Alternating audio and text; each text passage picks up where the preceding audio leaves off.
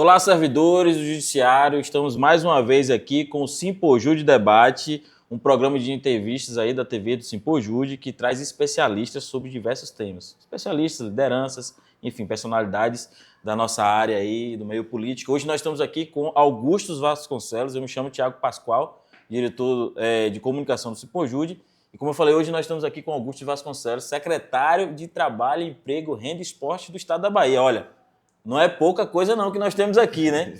Mas eu vou ler aqui também o currículo do nosso secretário. Nosso secretário, ele, antes de ser secretário, ele é advogado, ele é, na verdade, professor universitário, mestre aí em políticas sociais e ex-presidente do Sindicato dos Bancários da Bahia. Então, assim, para você ter uma noção, nós temos um ex-sindicalista numa das principais secretarias do Estado da Bahia, Secretaria Estratégica.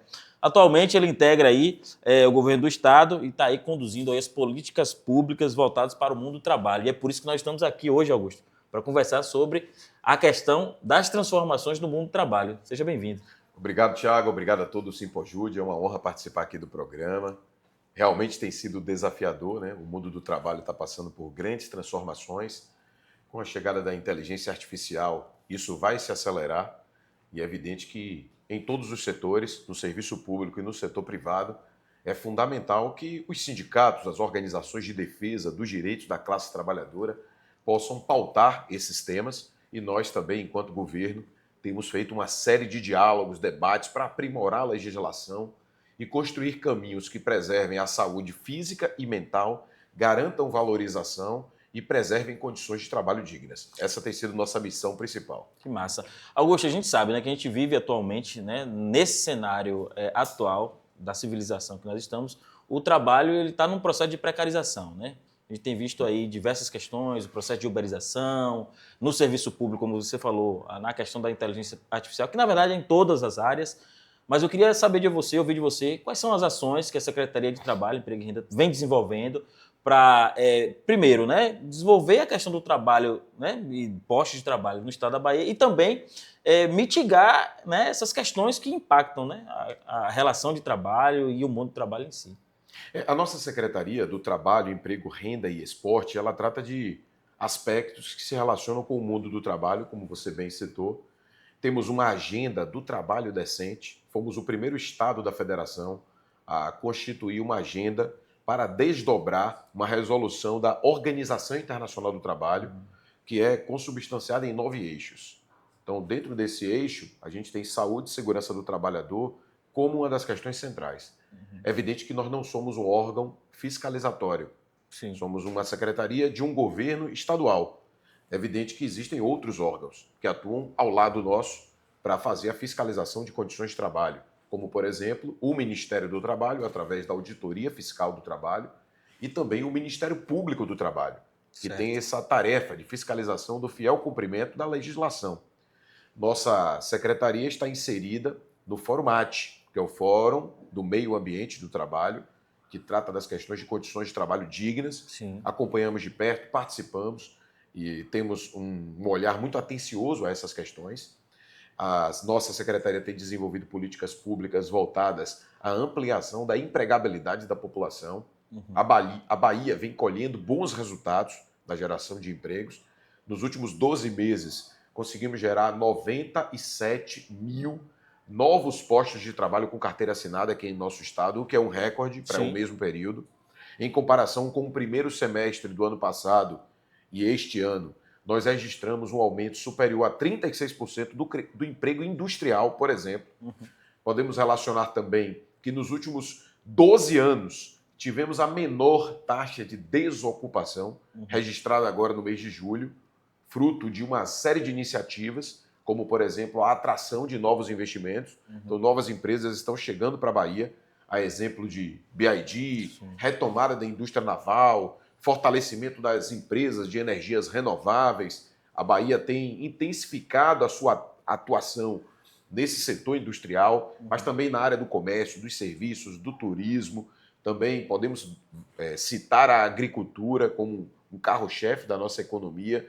Mas é evidente que temos muito ainda por enfrentar. Somos um estado do Nordeste que enfrenta obstáculos históricos, fruto de uma colonização que promoveu muita desigualdade social e também regional. E é evidente que enfrentar esses obstáculos históricos exige um esforço de muitas gerações.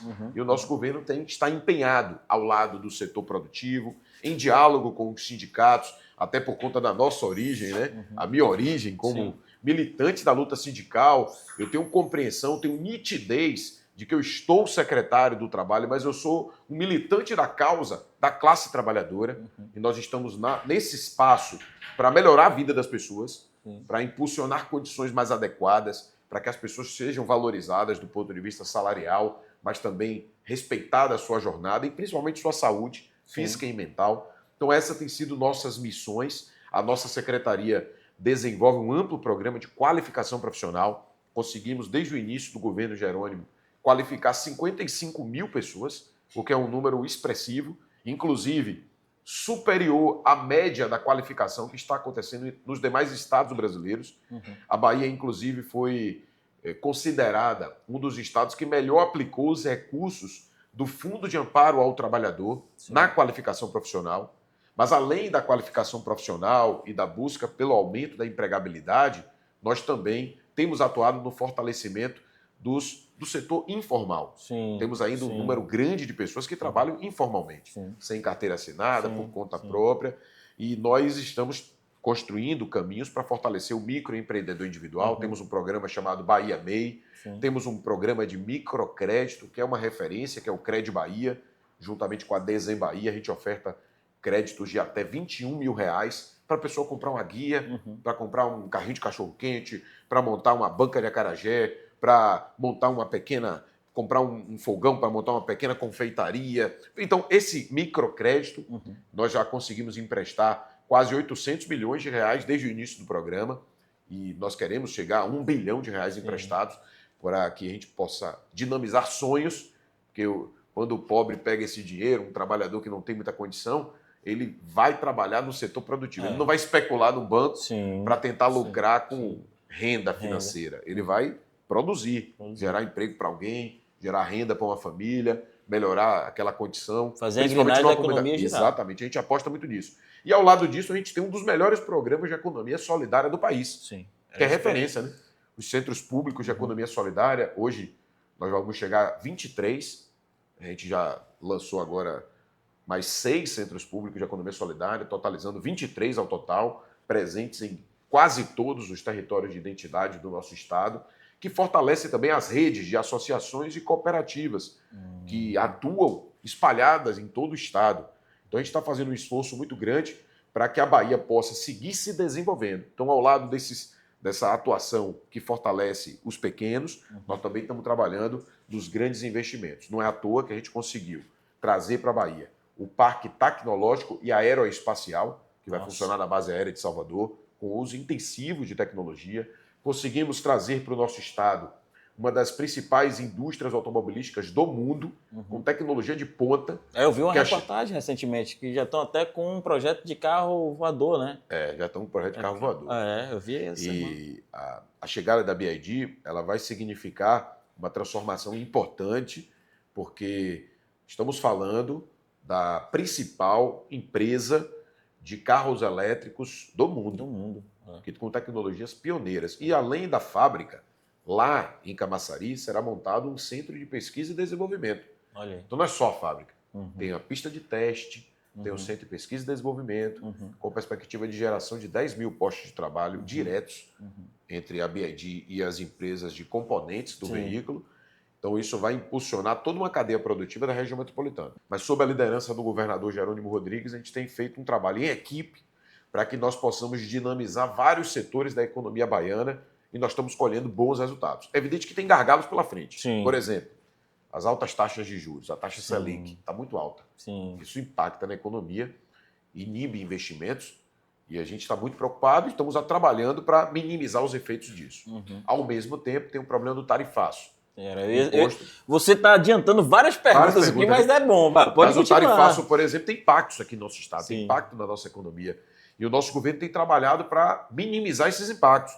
Não é à toa que nós estamos trazendo para o estado da Bahia o escritório da Apex, que é uma agência de promoção das exportações, Sim, sim. é uma agência do governo federal, Sim. que se instalará aqui em Salvador e Só um detalhe. ajudará a gente a criar novos mercados internacionais para escoar a produção baiana. Então é uma grande iniciativa do nosso governo do estado, com o governo federal, para trazer o escritório da Apex aqui para o estado. Era sobre a Apex que eu ia comentar. Se eu não me engano, no início do ano, a Apex fechou um acordo internacional com a China de compra por parte da China de uma grande produção de café aqui no Brasil, não é isso?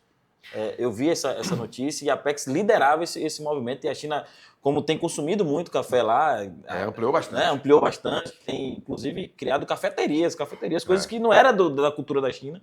E o Brasil, me parece que é um dos países que vai liderar a exportação para a China, né? É incrível. Eu estive com a cônsul da China e nós conversávamos sobre essa perspectiva do café, porque realmente eles não tinham uma cultura muito forte do café. Lá a cultura deles é mais o chá e outros tipos de bebidas. Mas o café realmente virou uma febre na China. Febre. E ela comentando conosco assim que o café brasileiro é muito apreciado. Sim. E foi feito realmente essa prospecção de novos mercados para a área, para o setor do café, como também outras áreas da economia. O Brasil tem ampliado sua parceria comercial, não só com a China, mas com outros países asiáticos, a exemplo do Vietnã. O Lula esteve lá, né, nosso presidente, e abrindo novos mercados também, para que nós possamos driblar esses obstáculos criados aí por um tarifaço que, ao meu ver, não tem nenhuma justificativa concreta e racional para ser implementado. Vale dizer que os argumentos publicados pelo presidente Trump, eles não se sustentam. Primeiro, dizer que o Brasil é superavitário na relação com os Estados Unidos. Não é verdade. Sim. O Brasil tem um déficit na balança comercial com os Estados Unidos. Isso é amplamente comprovado.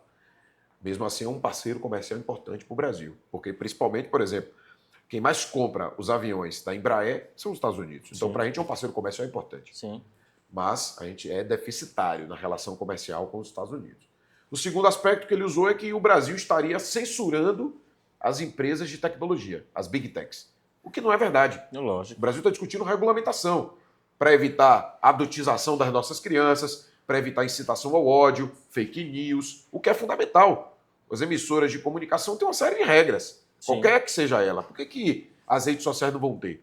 Ninguém está falando de censura. Então, é um argumento falso. E o terceiro argumento é de que, supostamente, o Bolsonaro estaria sofrendo uma perseguição política e que o judiciário estaria atropelando as regras constitucionais, o que também não é verdade. Nós estamos vivendo um processo de apuração de algo muito grave, que é uma tentativa de golpe contra o Brasil. De planejamento de assassinato de pessoas. Planejamento de assassinato de ministro supremo, do presidente da República. Como é que isso vai ficar impune? Não pode. Tem que ser julgado, apurado, e as pessoas terão direito à ampla defesa, ao contraditório. Então é necessário colocar essas questões na devida observação correta, para que a gente não caia em fake news. Então, o tarifaço não se justifica. E eu acho, inclusive, que o tarifaço vai prejudicar a própria economia norte-americana. O preço da carne se elevou significativamente lá no território dos Estados Unidos. É óbvio que prejudica o Brasil também. Sim. Conseguimos retirar do impacto do tarifaço cerca de 700 itens. A diplomacia brasileira tem sido muito firme para defender a nossa soberania, mas, ao mesmo tempo, mantendo o canal de diálogo diplomático aberto. Sim. O presidente Lula sequer adotou a mesma medida. Não teve nem reciprocidade, porque eles impuseram uma tarifa e o Brasil não. O Brasil está estudando. Foi na Organização Mundial do Comércio, está tomando decisões de abrir novos mercados para escoar nossa produção. O presidente Lula tem sido muito assertivo na busca de uma solução diplomática. Mas é óbvio, nós temos que defender nossos interesses nacionais. Lógico. Mas o que é pior? Imagine a família do ex-presidente, quer dizer, o filho dele, inclusive fala isso no Twitter, fala isso no seu Instagram, dizendo que está lá tramando contra a nação brasileira, para que o Brasil sofra sanções, sofra retaliações. O cúmulo foi esses dias ele publicar um vídeo dizendo que o Banco do Brasil vai quebrar e estimulando as pessoas a sacar o dinheiro que tem no Banco do Brasil. Sim. Quer dizer, isso é uma sabotagem ao país. Gerando pânico, né? Para destruir uma empresa que é consolidada, uma empresa que é nacional, uma empresa que a maioria do capital do Banco do Brasil, é igual a Petrobras, pertence ao povo brasileiro. Então, o que faz? A quem interessa destruir esse patrimônio nacional que é o Banco do Brasil, ou a Petrobras, qualquer outra empresa pública brasileira? Então a gente não pode vacilar. O que está em jogo é uma tentativa de sabotagem do Brasil para servir aos interesses do governo norte-americano. E quem é brasileiro patriota de verdade não vai comungar com isso. Você falou que patriota defende a classe trabalhadora, defende o país, defende a classe trabalhadora. A gente tem percebido que na atuação do Congresso, determinadas pautas não têm sido defendidas por essas pessoas que se dizem patriotas. Vou dar um exemplo. A diminuição da jornada de trabalho, né? A questão da escala 6 por 1. A própria questão do projeto que combate aí e que faz a regulamentação das redes sociais e que combate essa questão da adultização. Como é que você vê aí, em especial, essa questão da atuação desse pessoal e também desse processo de mobilização do povo em relação a essa redução da jornada de trabalho, né? Nós que somos servidores públicos aqui no estado da Bahia, a gente tem, né, o privilégio de trabalhar na escala 5 por 2. Para a gente é muito interessante, é muito bom. A gente tem condições de ter possibilidade de convívio familiar e tudo mais.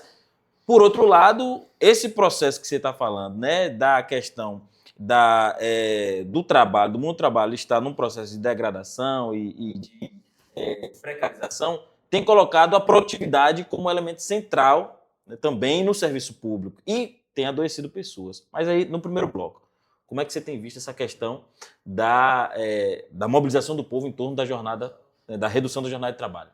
Esse tema do fim da escala 6 por 1, ele é essencial. Nós estamos falando de uma sociedade que avançou a sua produtividade, elevou seus investimentos em tecnologia, de modo que um trabalhador hoje consegue muitas vezes produzir o que 5 trabalhadores produziam nos anos 80. Porque nós estamos trabalhando mais, adoecendo mais, perdendo mais os empregos. Se é possível compatibilizar a vida pessoal com a vida do trabalho, já que as tecnologias aumentaram a nossa produtividade. Então, na verdade, o problema nunca foi a tecnologia. Uhum. O problema é que nos marcos do capitalismo, quem se apropria dos resultados da tecnologia é uma parcela muito pequena de uma elite econômica. Uhum. Enquanto que para o conjunto da população sobra adoecimento físico e mental, rebaixamento de salários e perda de postos de trabalho. Uhum. Isso é injustificável. Por isso que eu sou a favor do fim da escala 6 por 1, porque ela é desumana. Uhum. Nós temos na Constituição Federal, no artigo 7º, inciso 13, a previsão de que a jornada semanal não pode ultrapassar 44 horas. Sim. A única vez em que houve na Constituição uma redução de jornada foi... A jornada era prevista na Constituição de 1934, de 48 horas. Sim. Aí ela cai ao longo do tempo para 44. De lá para cá, desde a Constituição de 88, nunca se pensou em redução de jornada. Que absurdo é esse? Uhum. Outros países do mundo já estão adotando redução de jornada. Várias empresas estão demonstrando que a redução de jornada diminui o adoecimento e Sim. aumenta, inclusive, a eficiência. No setor público e no setor privado, isso é possível. Uhum. Por que nós temos que trabalhar mais? Se hoje a própria tecnologia pode ser uma aliada nossa para aumentar a nossa eficiência. Então, na verdade, a discussão da escala 6 por 1, ela precisa ser enfrentada. E eu digo assim, não é discussão só da escala 6 por 1, é discussão sobre condições de trabalho dignas. Dignos. Porque todo mundo tem o direito de trabalhar, mas também tem o direito de conviver com sua família. Uhum. Tem o direito de preservar sua saúde. Porque nós estamos nessa vida para ser feliz. Isso. Não estamos nessa vida para trabalhar. A gente vive só para trabalhar. Uhum. Quer dizer, um trabalhador comerciário, por exemplo, que trabalha num shopping, pô, ele praticamente não tem um domingo com o filho, pô. Ele não tem É um tempo, domingo por mês. não tem tempo de ir na unidade de saúde. Não tem tempo de unidade. Porque a unidade de saúde, O inclusive, filho não dele abre está no horário de estudando a trabalho. semana toda. É. Aí tá o pai e a mãe trabalhando a semana toda. Chega no domingo, que é o único dia que que o filho não vai ter aula, o filho não encontra os pais em casa. É. Porque tá o pai e tá a mãe trabalhando, dia de domingo. A gente naturalizou isso. Uhum. É óbvio que ninguém quer quebrar a economia, mas nós precisamos criar algumas regras. Não é justo que um trabalhador que entrega pizza por uma empresa de aplicativo, um iFood da vida, por exemplo, passe 12 horas trabalhando e ao final do dia não consiga adquirir uma renda que seja suficiente para ele comprar a própria pizza que ele entregou. Não é justo, minha gente. Por isso que o tema da jornada de trabalho, ele se conecta com a pauta de dignidade das pessoas. E nós não podemos permitir que esse tema seja interditado. Muito pelo contrário. Debater a redução de jornada para garantir condições dignas de vida é fundamental. E aí você tocou no ponto fundamental, que é essa questão da uberização, dessas pessoas que estão em plataforma. Estou num curso de pós-graduação em Saúde e Ambiente de Trabalho, na UFBA, e que lá tem uma pesquisa específica com mototaxistas. E a gente tem identificado que o sistema de saúde tem sido impactado com o processo de trabalho dessas pessoas, porque essas pessoas estão sendo levadas pela plataforma a bater metas. Se ele não conseguir bater aquela meta ali, ele não consegue receber uma renda significativa e ele acaba infringindo, às vezes, a legislação de trânsito, acaba cometendo acidente ou provocando outro acidente, ou sendo atropelado por alguém por conta dessa dinâmica da plataforma. E aí a minha pergunta é nesse sentido. Explica pra gente quais são as ações aí da CETRE para esse público especial, que é um público que está informal, que não tem direito nenhum, e que se, por exemplo, tiver um acidente de trânsito, ele não vai ser, assegurado pelo sistema, por exemplo, de previdência social.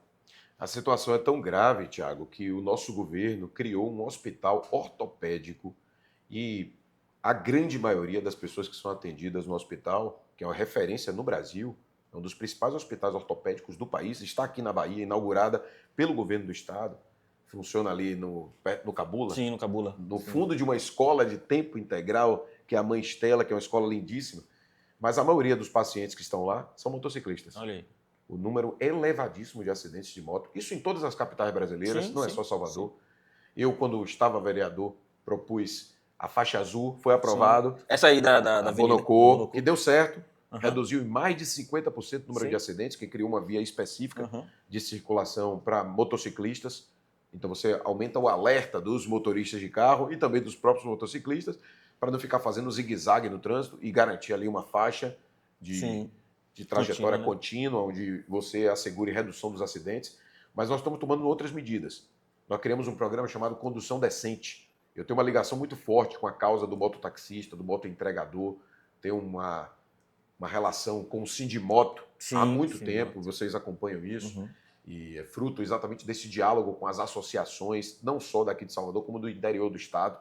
E nós desenvolvemos um programa Condução Decente, que visa aumentar a qualificação profissional desses trabalhadores, com estudos de vários temas, desde segurança no trânsito até logística, como armazenar o alimento, como questões de empreendedorismo, questões de segurança no trabalho, passando também por questões de administração de finanças. Então, esses trabalhadores estão sendo qualificados e, ao final dessa qualificação, eles receberão equipamentos de proteção individual gratuitos, capacete, colete, bag para quem é motoentregador, 2 capacetes para quem é mototaxista. São cursos inteiramente gratuitos e ainda terão a possibilidade de adquirir uma moto nova, com um financiamento que nós conseguimos abrir em conjunto com a Desembahia. Nós destinamos 15 milhões de reais para esse financiamento, para que as pessoas possam adquirir uma moto nova, com um equipamento novo também, melhorar também a sua condição de trabalho. Mas você tocou no ponto-chave.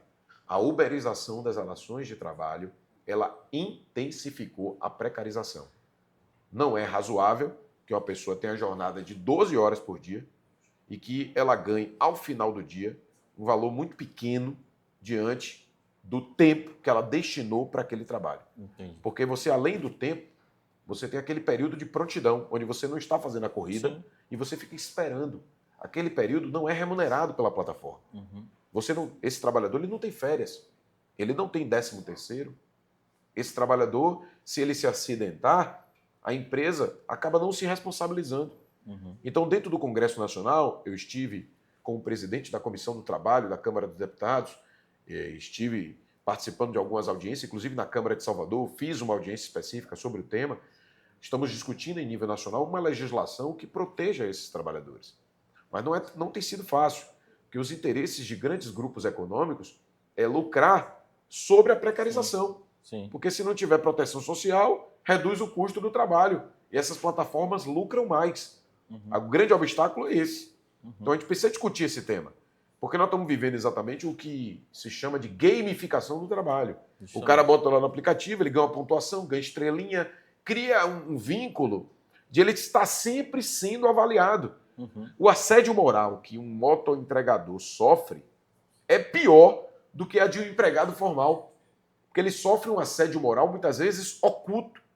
Porque imagine, o cliente lhe dá uma estrelinha baixa. Se você tiver uma avaliação pequena, você não recebe entrega. Você não recebe entrega e você nem fica sabendo que você foi punido. Quer dizer, é uma situação bem preocupante, que acentua a precarização. Imagine para essas famílias que ficam sem renda, porque um trabalhador desse se acidentou numa moto e ele não tem proteção social, porque muitas vezes sequer ele contribui para a Previdência. Uhum. Então nós estamos falando de um cenário catastrófico do mercado de trabalho, do mundo do trabalho, e que nós precisamos enfrentar. E o Brasil não pode aceitar isso sem discutir, porque nós estamos regredindo. Nós estamos regredindo à primeira fase da Revolução Industrial. É como se, lá na primeira fase da Revolução Industrial, trabalhadores eram contratados por hora. Então o cara contratava você para... Quero uma hora do seu serviço aqui na linha de montagem. Contratava, não tinha nenhum direito, não existia férias, não existiam sindicatos, não existia proteção social do trabalho. Com o avanço da civilização, foi construído um ramo jurídico chamado direito do trabalho, Sim. por entender que não dava para ter relações entre seres humanos sobre a pauta do trabalho que não tivesse algum nível de proteção para a parte mais frágil, que é o É o trabalhador. trabalhador. Então foi criado um ramo específico, porque as regras do direito civil, elas não davam conta de proteger a parte mais fraca da relação de trabalho, que é o trabalhador. Então a humanidade criou o direito do trabalho. E agora, essas grandes empresas de tecnologia querem dizer para nós que o direito do trabalho atrapalha o desenvolvimento. Isso é um discurso falacioso. É um discurso para rebaixar direitos, concentrar renda, precarizar a classe trabalhadora e dificultar que as pessoas tenham dignidade na sua vida. Camuflado de que isso é empreendedorismo e de que isso vai melhorar as condições das famílias, o que é uma mentira. Então a gente precisa debater esse tema com a seriedade que o tema merece, para que nós não sejamos enganados. Estamos já indo para o final da nossa entrevista. Eu queria que você fizesse aqui uma fala em relação ao serviço público. Eu sei que a Secretaria de Trabalho, Emprego e Renda não tem a responsabilidade, né, de pautar ações na área do serviço público, mas tem a responsabilidade aí de analisar o cenário, de fazer interlocuções, de abrir caminhos. Queria ouvir de você. O que você acha aí do serviço público? Quais são os impactos da mudança que essa questão da indústria 4.0 está trazendo aí para também o serviço público? E o que você tem a dizer aí para o conjunto da classe trabalhadora no serviço público? Excelente. Primeiro, eu quero registrar que eu sou um empregado público da Caixa Econômica Federal. Lá o nosso regime é CLT, mas é fruto de concurso público, então a gente tem todo um plano de carreiras também. Mas também sou servidor público como professor da UNEB. Então tenho uma relação com essa causa assim que... E minha mãe é professora da rede estadual, que tem uma relação forte com a pauta da causa do serviço público, então me sinto muito à vontade para opinar, comentar, até porque eu acompanho as lutas do Simpojude, de outros sindicatos do setor público há muito tempo. Não começamos agora, né? Temos uma caminhada de mais de 20 anos, desde quando eu era do movimento estudantil, que eu caminho ao lado dessas categorias que lutam por condições dignas de trabalho também no setor público. Na nossa secretaria, a agenda do trabalho decente, um dos 9 eixos, é o serviço público. A gente trata, assim, desse tema. É evidente que nós temos limites. Por exemplo, as mesas de negociação salarial, elas não passam pela nossa secretaria. Não é nossa atribuição. Ela envolve a Secretaria de Administração, no caso de vocês, envolve também o Poder Judiciário e tem outros contextos. Mas a nossa Secretaria do Trabalho, ela recepciona as pautas, ela dialoga sobre condições de trabalho adequadas, a agenda da saúde no trabalho é uma questão central para nós, então a gente tem desenvolvido campanhas de enfrentamento ao assédio moral no setor público, temos buscado fazer o nosso dever de casa, não é simples, nós estamos falando de relações humanas e em qualquer relação de trabalho, por si só, quando você tem um chefe, um gestor, alguém que hierarquicamente é superior e tem poderes de comando, se você não tiver regras, não tiver mecanismos para evitar o assédio em todas as suas vertentes, é óbvio que isso pode acontecer também. E acontece. A gente sabe disso. Estamos vendando os olhos. Sabe que também no setor público temos problemas. Temos problemas que envolvem condições de trabalho. E a gente tem buscado evoluir, enfrentar, e a nossa secretaria ela tem sido uma catalisadora desses temas. E temos buscado tratar isso com os demais órgãos do poder público, também com órgãos do Judiciário, do Ministério Público, para que nós possamos aperfeiçoar métodos, caminhos para melhorar as condições de trabalho do serviço público aqui no âmbito estadual. Eu acompanho esse tema já há algum tempo, tenho participado dos congressos, das conferências, dos espaços de debates do setor público. Acredito que nós temos assim trabalhadores e trabalhadoras que são servidores, né, que dedicam sua vida para levar políticas públicas para o conjunto da população e que é uma premissa de que nós, né, como servidores públicos, estamos servindo ao público é uma premissa de que haja uma valorização. É evidente que temos avanços em áreas importantes, né? Que houve valorização, temos muito por avançar, mas é bom reconhecer que hoje existe uma mesa de diálogo, de espaço democrático para promover esse diálogo, e eu tenho buscado trabalhar em torno dessas questões para que a gente possa aperfeiçoar as condições de trabalho também no setor público. E aí é realmente para a gente ir finalizando mesmo. Eu sei que todos nós aqui, principalmente você, está com a agenda aí lotada. Para a gente finalizar, eu queria te ouvir um pouco sobre, que é uma questão assim, sensível para os trabalhadores. Recentemente, o Ministério do Trabalho publicou aí, aliás, divulgou alguns dados sobre o número elevado de adoecimentos das pessoas por questões de sofrimento psíquico, inclusive afastamento do trabalho, né? O ano passado tivemos aí uma elevação em relação ao último ano, em relação a 2023, enfim, catastrófico. No Tribunal de Justiça também a gente tem uma pesquisa nacional que dá conta do índice de absenteísmo, né, dentro do tribunal, todo o Brasil, e que a questão da saúde mental também é um elemento muito específico aí. Eu queria te ouvir sobre isso. Como é que você vê essa questão do impacto do trabalho em si no adoecimento das pessoas? Estamos vivendo uma verdadeira epidemia de adoecimento mental. É evidente também que aumentou o diagnóstico. Sim. E aumentou a conscientização e mais pessoas estão buscando ajuda, principalmente na área da saúde, para preservar também sua própria integridade física e mental. Mas a gente precisa reconhecer que esse aumento do adoecimento está envolvido diversas questões. Sobrecarga de trabalho, falta de perspectivas de crescimento, desvalorização profissional, metas abusivas, assédio moral. A literatura científica aponta que esses são alguns dos fatores que acentuam o adoecimento mental. Então é necessário tratar dessas questões. Síndrome do pânico, síndrome de burnout, depressão, ansiedade, infelizmente, fazem parte do cotidiano de muitos trabalhadores, no setor público e no setor privado. Então é fundamental enfrentarmos.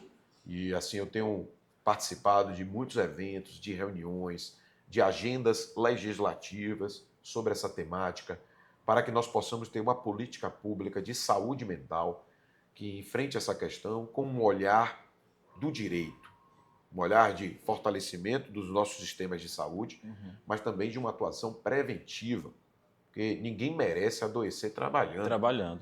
Então, antigamente, nossos principais problemas eram as lesões por esforço repetitivo, as LERDORT, e as doenças osteomusculares relacionadas ao trabalho. Sim. Agora, a principal doença que atinge a classe trabalhadora é o adoecimento psíquico. Que provavelmente deve ter alguma coisa a ver com essa questão da indústria Da própria tecnologia, porque ela acentuou hoje em dia, pessoal. Vocês devem ter essa sensação de que estão trabalhando infinitamente. Né? Chega em casa, está lá o WhatsApp, está lá o e-mail, está lá a cobrança. Então a gente precisa normatizar essas questões, porque a tecnologia ela tem que ser tratada como uma aliada, mas ela não pode ser. Ela está virando, em muitas medidas, um algoz, que você não desconecta. Ela tem que ter o direito à desconexão, o tempo de fruição da vida, de lazer, de uma prática de esporte, de um convívio com a família, de preservação da sua própria saúde. Quantas vezes a gente adia uma consulta médica porque o trabalho não permite? E a casa de ferreiro espelho de pau, porque isso acontece comigo também.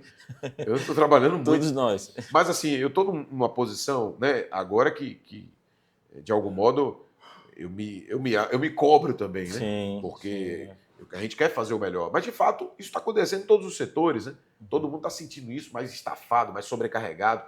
E isso tem a ver também com o uso intensivo da tecnologia. A gente não tem que negar a tecnologia, muito pelo contrário, mas ela tem que estar a serviço de uma melhoria da qualidade de vida. Isso. Se a gente consegue... Eu venho de um setor que é o setor bancário. Imagine, os bancários hoje produzem 5 vezes mais do que se produzia nos anos 80. E os bancários estão adoecendo mais. É contraditório isso. Porque é justamente a meta abusiva cada vez maior, pressão por resultados, a ultra competitividade, inclusive entre os trabalhadores, dentro de um mesmo setor, todo mundo é cobrado. No judiciário, vocês estão sofrendo um pouquinho isso. As metas do Conselho Nacional de Justiça, né, que impõem um conjunto de parâmetros, muitas vezes quantitativo, que não leva em conta as dificuldades de cada processo, né? São mecanismos que a gente precisa aperfeiçoar para evitar o adoecimento. Eu acompanho isso, que eu também sou advogado, acompanho isso de perto, me lido, né, com servidores do judiciário, tanto estadual quanto o judiciário federal, o judiciário do trabalho, e a gente tem conversado muito com magistrados, com servidores, e vocês realmente estão sofrendo muito, né, assim, com a sobrecarga. Claro que a gente precisa ter objetivos, metas, todo mundo é a favor de que tenhamos assim uma organização do trabalho em torno de um propósito, ninguém é contra. Sim. Mas a gente precisa discutir como alcançar esses resultados. Não dá para alcançar de qualquer jeito, adoecendo as pessoas. Porque isso é insustentável, inclusive porque isso onera o setor público. Você citou esse dado. Quantas pessoas estão se afastando por conta da sobrecarga? Aí você acaba onerando, porque a pessoa que se afasta gera mais sobrecarga e quem fica? Aí quem fica ali no posto de trabalho também adoece. Resultado, o erário está pagando o benefício previdenciário ou o salário e reduz a produtividade, porque você está mais gente se afastando. Então tem que ter uma certa racionalidade, uma certa visão de princípios da dignidade humana, de preservação do direito das pessoas. E assim, esse é um tema importante e vocês estão corretos em abordar essa questão. Chegamos ao fim da nossa conversa, do nosso bate-papo. Eu queria agora externar para você, deixar para você passar uma mensagem aí para os nossos servidores do Judiciário e desde já agradecer pela sua presença, pela sua disponibilidade. Olha, não é todo dia que um secretário de governo abre a sua agenda para vir conversar com a classe trabalhadora. Então, parabéns por essa postura, Augusto, e eu queria ceder que você possa aí falar mais ainda para essa classe trabalhadora do Judiciário aí. Fique à vontade. Primeiro, eu quero parabenizar o Simpojude, que é um sindicato atuante, comprometido com as causas da categoria e também do país. Nas grandes questões nacionais, o Simpojude se posiciona, desde temas que envolvem a sociedade como um todo, até as questões mais amplas do mundo do trabalho. Então, o Simpojude está de parabéns pela sua atuação, eu acompanho de perto, e vocês, a diretoria e o conjunto dos associados, são fundamentais nisso. Vocês, servidores do Judiciário, são muito importantes para prestar o serviço para o jurisdicionado que bate as portas do Judiciário para buscar um direito. Então, a atuação de vocês é fundamental. E eu conheço muitos servidores e servidoras dedicados a essa tarefa. Então, a mensagem que eu passo é uma mensagem de agradecimento pelo trabalho que vocês desenvolvem e uma mensagem de esperança, porque nenhuma transformação da história da humanidade aconteceu sem a organização coletiva. Então, eu quero encorajar vocês a fortalecerem o sindicato, porque é através dessa organização coletiva que nós conseguimos fortalecer os nossos propósitos comuns. E eu acredito nisso. E foi assim que nós conquistamos direitos, vitórias e melhorias ao longo da história. E que tudo isso está sendo ameaçado. A ganância e os interesses econômicos de poucas famílias não podem se sobrepor aos interesses nacionais. E a gente está trabalhando juntos, porque esse time do governo do Estado, liderado pelo governador Jerônimo, é um time que tem esse olhar. Eu sei da minha origem, sei da minha história. E a gente quer construir uma trajetória coerente com essa origem. E é assim que a gente tem trabalhado. Buscado acolher as demandas, ouvindo as insatisfações, mas também colhendo sugestões, opiniões, os elogios, as propostas que nos chegam, para que a gente possa aperfeiçoar cada vez mais o nosso trabalho. E é tanto trabalho que a gente nem falou do esporte, que é outra dimensão dentro da nossa secretaria, mas fica para um outro papo. E eu agradeço imensamente todas as mensagens de carinho, de apoio que a gente tem recebido. Eu estou na Secretaria do Trabalho, Emprego e Renda e Esportes desde janeiro deste ano. Tenho me dedicado ao máximo para poder fazer uma atuação que seja consistente. Estou muito feliz com os resultados que nós estamos colhendo, mas também sei dos desafios que nós temos e temos buscado superar os obstáculos diariamente. Então, só gratidão aí pelo convite. Valeu. Tamo juntos. Quero entregar para você aqui um mimo do Simpojude. Muito obrigado. É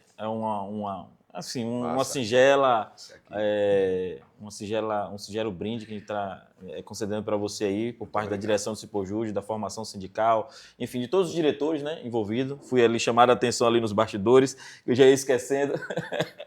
Mas, Augusto, mais uma vez te agradecer, dizer que esse diálogo entre a classe trabalhadora, dirigentes sindicais e o poder público é fundamental, né, para a gente compreender como é que está sendo desenvolvidas as ações, né, por parte do governo, e nós estaremos sempre aqui para poder cobrar quando for necessário e para poder também se dispor enquanto entidade para colaborar com esse processo, né, de luta da classe trabalhadora, né, de ter um trabalho digno, como a CETRE sempre busca aí. Então, eu queria agradecer você que acompanhou a TV Simpojude, dizer que não se esqueça de seguir as nossas redes sociais. Nós dependemos também das redes sociais, então nos siga nas redes sociais, se inscreva no nosso canal. Estamos sempre aqui na TV Simpojude com o Simpojude Debate. Grande abraço.